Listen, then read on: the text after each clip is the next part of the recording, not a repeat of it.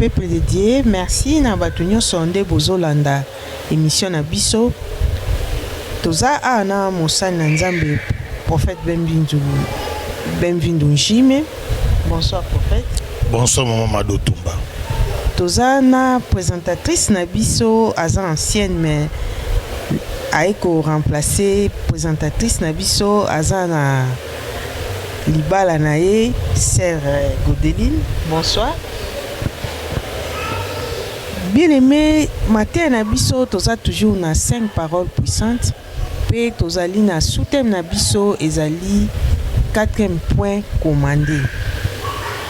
Toza na mosali na Nzambe bokoyoka lelo matin ezaki vraiment kitoko mingi tosalelaki prière na journal lelo. Bokoyoka ba question totuna mosali na Nzambe ayebisa biso nini oyo ye abombeli biso concernant prière. Bonsoir pour une fois encore prophète Benvindu. Bonsoir maman Dotumba.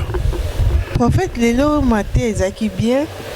Question liboso na ndenge tosaki matin na biso.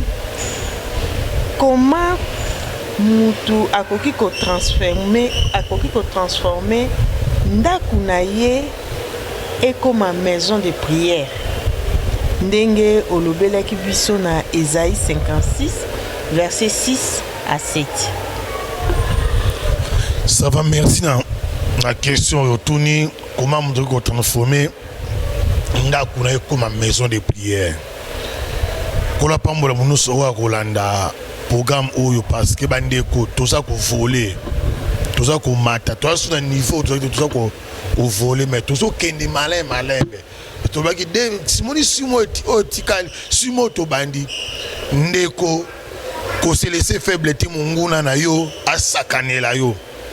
Kotikala munguna no tia kota na ndaku na yo a continuer ko tambola ko sikile asala wa lingi na vie na yo ko permettre yango te yango tozo te ya makambo tozo l'accepter batu comment resembler o arracher victoire na yo.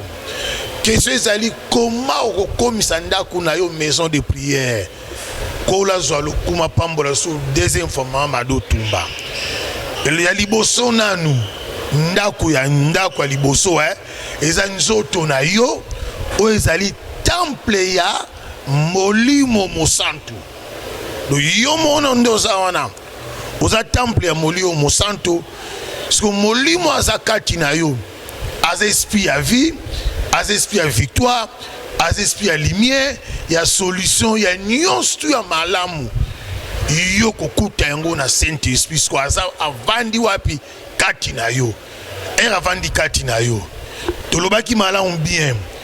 Que Nzamba abisi José porto connaissa nini et pesa melio so ndaku na yo na nyati ndaku nanga o eza kati na ngai ndeko influencer ndaku wane koma maison de prière tozolo bate prière Nzambe pesa ngai ze pambolanga te ngana kosenga Nzamba pesa ngai te parce que Nzambe asi apesa kinga déjà asi apesa ngai o apesa kingai ndena ko ordonner sikoyo na oyo bote la famille kanga o est bloqué botola aina ko diriger yango au nom de Jésus-Christ Nazareth na récupérer na botoli na racher bénédiction na ngai o ezaki no telle la famille pa bando ki ba source na botoli yango na botoli libala nanga na botoli kobota nanga na botoli promotion nanga na botoli betit nanga na botoli visa nanga na botoli okobotola yango parce que kati na yo déjà o un esprit supérieur o mokileza nango te donc oza kati na yo oyo za nango ndeko muta kosote mokileza na esprit yo za nango te soki yo botama ya sika oza baptisé na Saint-Esprit ndeko yo zali porteur ya moto yo moko za moto nyati moko na ndaku na ekomi moto siko moto ya losambo na yo ndeko influencer nyo zeki na ndaku wana ezala détruit donc ndeko nazo sunga yo 6 mois auto démarrer ko se laisser faible te mona esprit na yo déclarer yango ozo déclarer ozo lo bakati na yo ndeko ezolata yo nzoto na kombo na Yesu Kristo, parce que yo moko oza porteur ya moto, yo zo mema esprit supérieur na vie na yo. O bandoki ba nango te, ba magicien bo kiti ba démon ba nango te, ba ko trembler devant yo parce que ba yebi que yo zali porteur ya moto.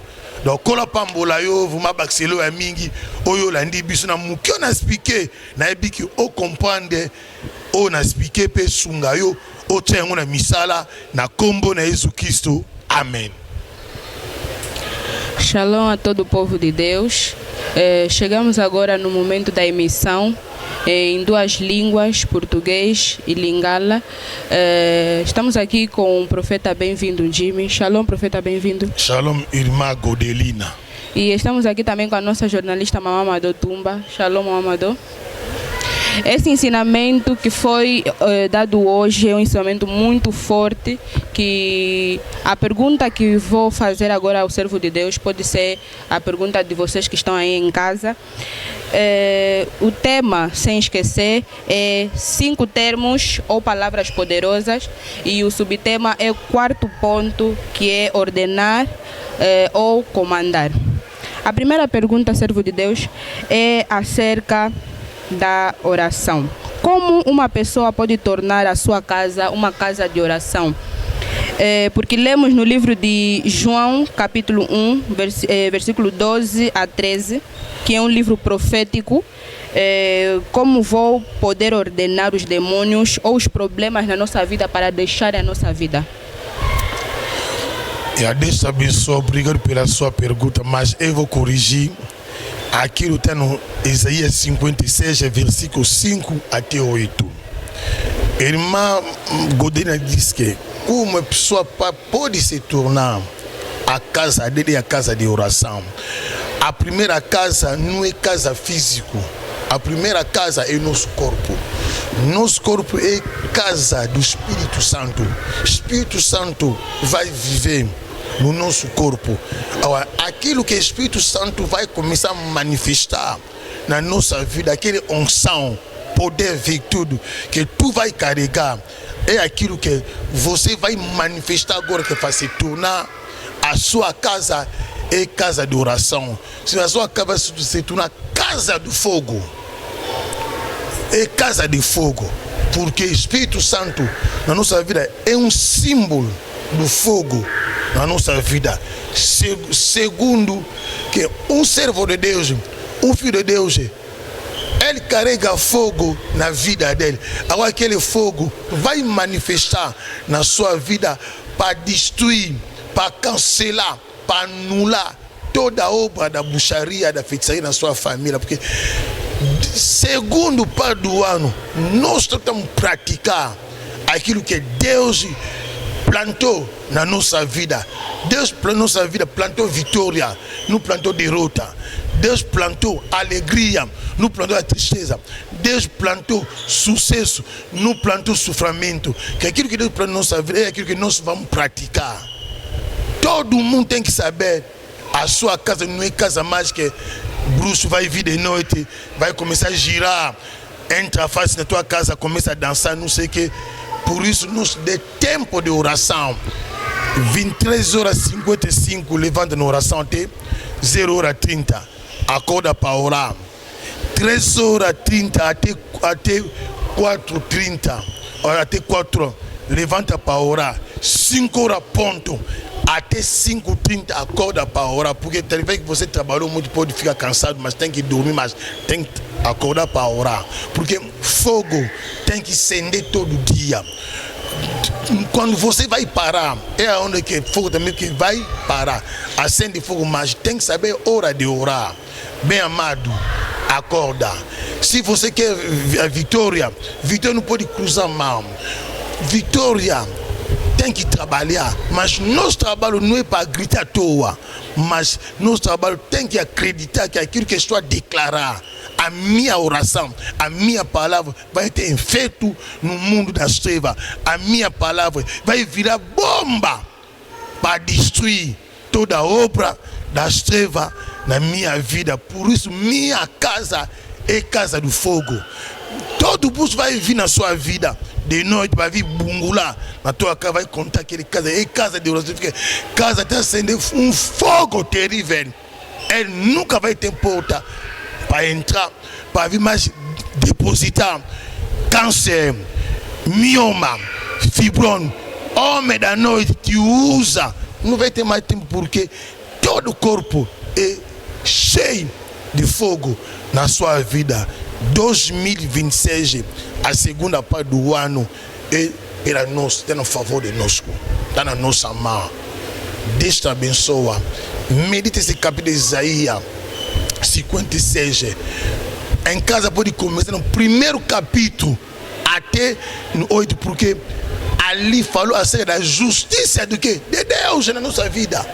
Deus quer justificar a sua vida para o teu inimigo.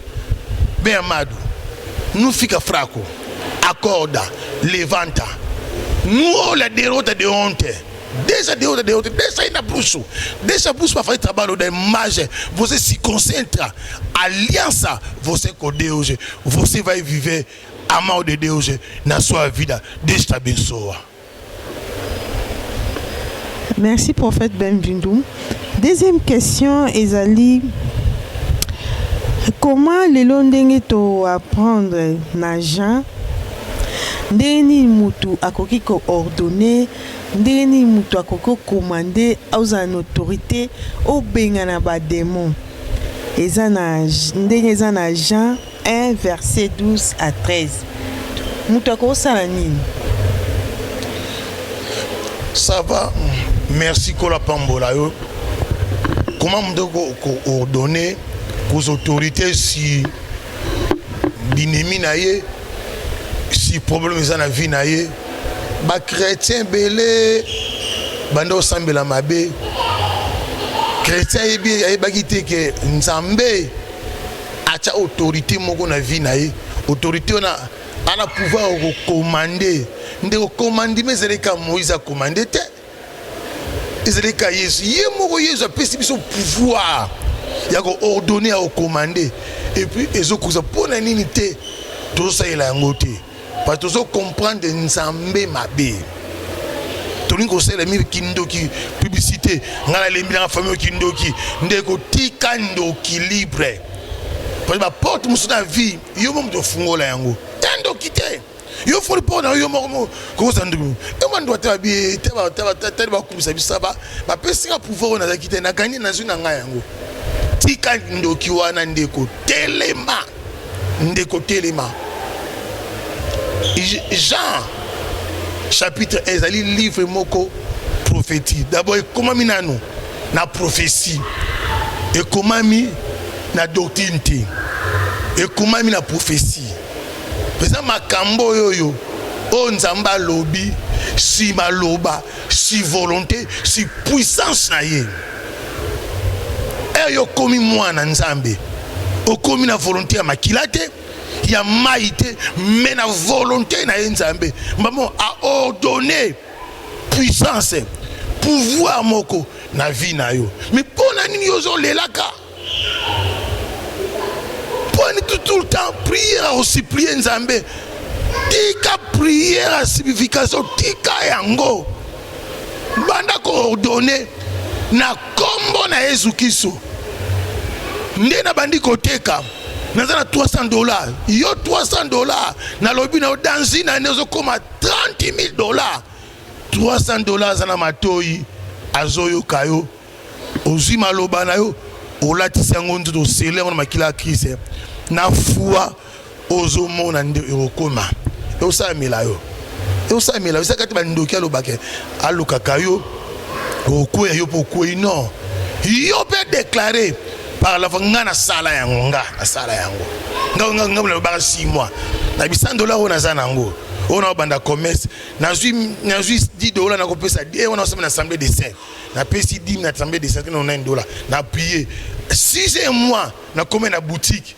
pouvoir za na maloba na ordonaki na bengaki bozui nanga kozaki na retiraki ona maloba na kombo na Yesu Kristo esalamaki pona ni pete yo ordonné parce que pouvoir peut s'améliorer pouvoir ozanango ozobanga nini nana zobangisa yo nani kindoki eza pouvoir moko simple ekoti mutu o aza kati na yo aleki kindoki parce que Saint-Esprit eza esprit ya mokili te na mokili ezalaka pe te eza esprit supérieur ya Nzambe donc ye kati na yo aza nyonso na vie na yo so yebaka ko ordonner ko exercer pouvoir wana pour ça nini elata yo nzoto ezaka ndeko yo loba quoi mona déterminé yango sans doute hormona dimension Nzambe na bomoi na yo kola pambola yo merci.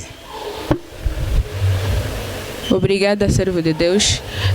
A segunda pergunta é acerca de como vamos aprender a ordenar os demônios. E a deixa abençoar, obrigado. Como a pessoa pode ordenar demônio?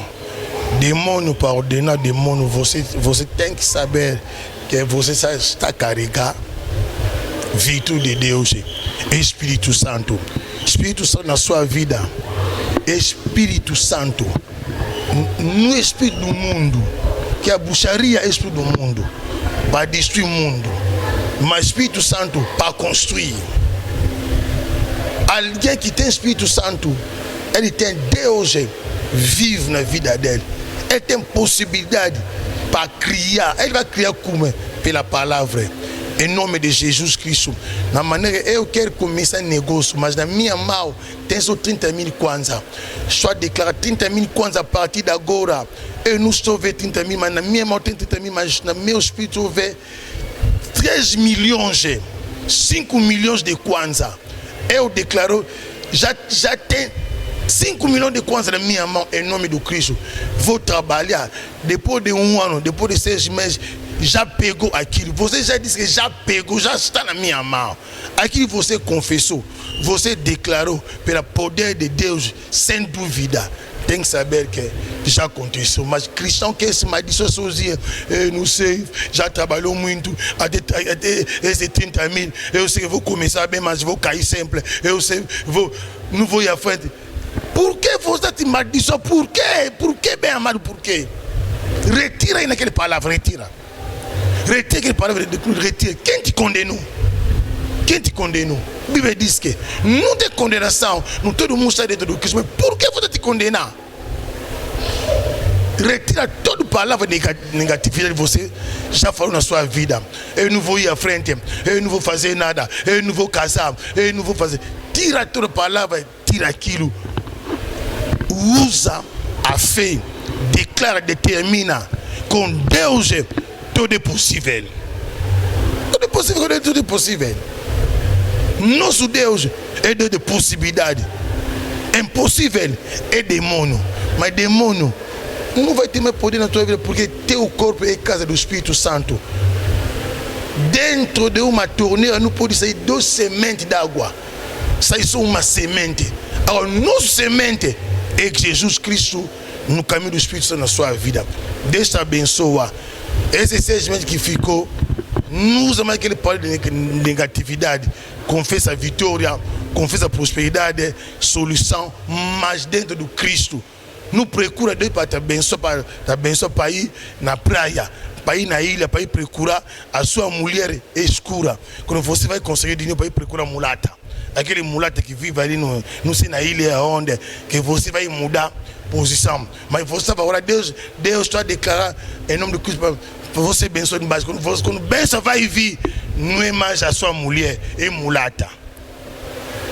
Bem amado, fecha aquele porta, você está abrindo. Fecha aquele porta. Trabalha com sinceridade. Trabalha com a verdade. A verdade é a chave de libertação, é a chave da vitória. Deus te abençoa em nome de Jesus Cristo. Merci prophète Benvindo. Liloba nini asuka otikela peuple de Dieu. Ça va, merci de basuka nazanango. Toujours progresser toujours dans la prière na biso, toujours koba, donc avancer. Vraiment nzamba zo lokumu. Peut toujours préparer pe nini mariage ya sœur na biso Teresa Monica Brinto. Le bo Monica za présenter agina préparation ya libala lobi ni bande ko pesa biloko nyonso. Na famille mobali na famille mozaki lobi toujours pour programme na biso ya mariage awawa vendredi zoya to sana kilte kit spécial ya bénédiction ya sœur na biso Teresa Monica Brinto azobala na yebi ke yo pe koto zali pe yo pozo bala na kombo na Yesu Kristo célibé kuei nyosa ténèbre kuei kando zo dika ningo na kuei na kombo na Yesu Kristo bana obi bazo bala na kombo na Yesu Kristo ndenge babali yo pozo bala disezali barrière te on a déclaré ah et là tu nzoto na kombo na Yesu Kristo donc toza na préparation ya maïa sena biso tirebi tozo koba na ba prière na biso 6 mois ezali 6 mois na yo donc ndeo bandi 6 mois ezali 6 mois na yo au côté na saison na yo au côté na nzela na yo antenne moko ta koya ko yiba yo ayiba lipambo na zate na kombo na Yesu Kristo qu'est-ce que condition moko tambo na robanga nzambe veiller batira munoko na yo batira makanisi na yo kanga ba porte nyoso ténèbre fungula ba porte ya malamu kola pambola yo merci. Obrigada. Profeta, bem-vindo. Quais são as últimas palavras que o profeta tem a deixar aos nossos irmãos que estão nos acompanhando agora? A minha palavra última só estamos preparar a casamento do nosso jornalista Teresa Monica Brinto. Ele hoje é ausente. Ontem era encontro de 2 famílias, mas pela graça de Deus passou bem. Por isso hoje não está presente, está na fase de preparação do casamento. O casamento vai ser sexta. Aqui na Graça Divina, esse casamento vai ser em direito. Vai ser em direito. Nosso jornalista vai casar com o marido dele, irmão Simba Afonso. O casamento vai passar aqui na Graça Divina, vamos abençoar ele. Você também está me seguir de longe. Tem que usar a fé, a distância não é barreira. Esse Deus também vai te ajudar amanhã, você também vai casar em nome do Cristo. Você também amanhã vai prosperar em nome do Cristo. Por isso, estamos avisar. Se você contribuição, que nosso irmão trabalha, você conhece Teresa Brinto, pode enviar também teu código, não tem problema. Envia a tua contribuição para comprar pelo menos televisão, para comprar qualquer coisa, aprenda na vida dele, vai fazer bom. Deus te abençoa. Estamos esperando teu código. Deus te abençoe. Obrigado.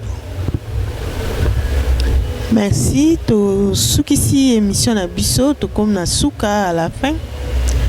Merci na batu nyonso balandi biso, merci na staff. Merci surtout mingi na l'homme de Dieu, prophète Benvenu Njime. Merci na bibi mama Mado Tumba na sacrifice sala. Nzamba bunda la bitumba sa bunda de sa bunda ki victoire na faveur na yo na libota na yo na ba na yo na kombo na Yesu Kristo. Amen. Kilt na biso semaine ezali mercredi na 15h ti 19h. Vendredi toza na kilt spécial ya mariage ya présentatrice na biso